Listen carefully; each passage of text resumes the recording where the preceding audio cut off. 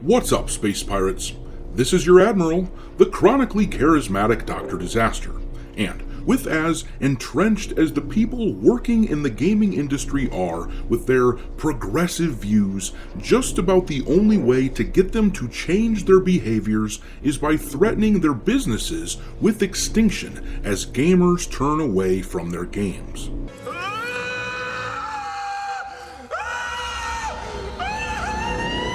Case in point, we have Overwatch 2, with its generally strange and unappealing character designs sitting at a relatively low player count these days. At the time of this recording, for example, they have got a 24-hour peak concurrent player count on Steam of around 30,000 players, capping out at its max at around 70,000 players. Meanwhile, in the same exact genre, Marvel Rivals is consistently still bringing in over 200,000 players daily with a cap of over 600,000 players concurrently. It would seem that the characters in this game featured here are characters that gamers much prefer to play as. I'm very aroused.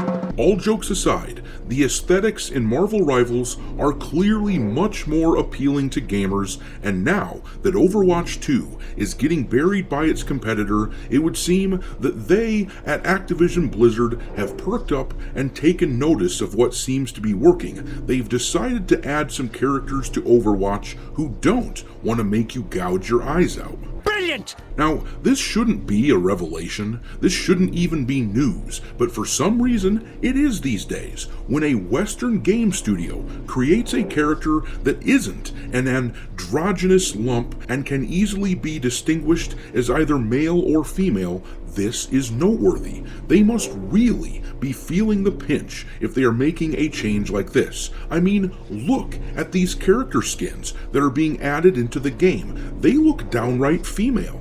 And of course, this is a big deal coming from a studio like Activision Blizzard, who normally push characters who look as though they could have been transformed. That ain't no woman. It's a man.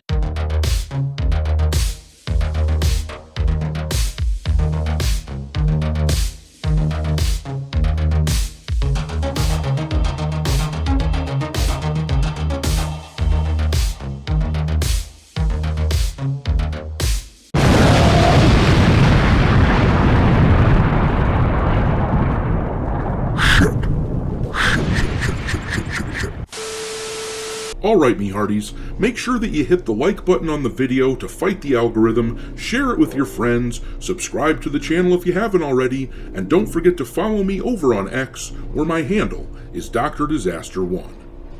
But alright, let's look at what Overwatch is doing in order to keep up with Marvel Rivals as best they can, which, if I'm being honest, I just don't see that as anything being even a remote possibility at this stage. If I were new to the hero shooter genre and I was looking for a place to play, I just can't see any reason to choose Overwatch over Rivals. If we could dig into the player data for Overwatch and look at the number of new players over the past few months, I'll bet that it is just flat out alarming if you are Activision Blizzard. Marvel Rivals just announced not long ago that they now have 40 million players playing the game across all platforms, which begs the question, where the hell have they been for Overwatch 2? And the answer is pretty simple. They have been pushed away by character designs like these. Concord learned this lesson way back in August, but a hero shooter needs characters that people enjoy. If people don't like to look at your characters, then the game dies. This is just an undeniable truth in the hero shooter genre, and so it is that Overwatch is changing things up. This article here comes from PC Gamer. It says, back in 2023, Overwatch harnessed the dread power of K-pop, releasing a collaboration with Le Seraphim that included a debut song, 5 hero skins, and a new game mode. A lot has changed in the last couple of years, but one thing that has stayed steadfast is the Overwatch team's love for K-pop collaborations, as we'll be getting a whole new Le Seraphim event next week. When it comes to returning collaborations, we never say never. Amy Dennett, Associate Director of Product Management, tells me, "We don't want to bring something back just for the sake of bringing something back, but there's no prior collaboration where we'd say, oh, we'll never do that again." The upcoming collab with Le Seraphim will feature recolors for all the original skins from the 2023 event and provide 5 new themed skins for players to snag. This time, the heroes attending the Le Seraphim concert will be Ashe, Juno, Mercy, Ilari, and Diva, who is making a reappearance. So, these aren't new characters, they're going back to an old collab, but once again, look at the image accompanying the headline of this article and tell me that this isn't a response to what has been making Marvel Rivals so popular.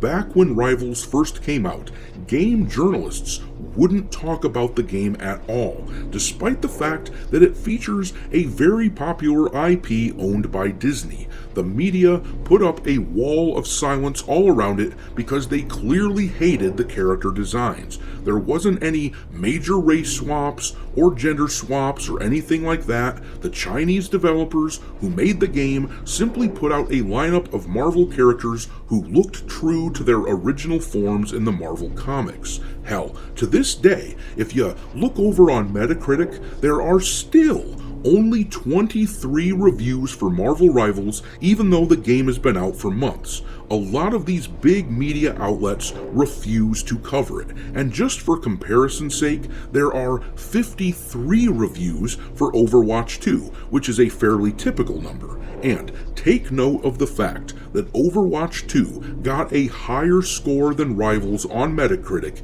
even though gamers despised it and gave it a score of less than 2 out of 10. But anyhow, the point is that even with the media being in the back pocket of the likes of Overwatch and doing their best to thwart the growth of Rivals, Marvel Rivals has absolutely crushed its competition. This is why Overwatch is switching things up.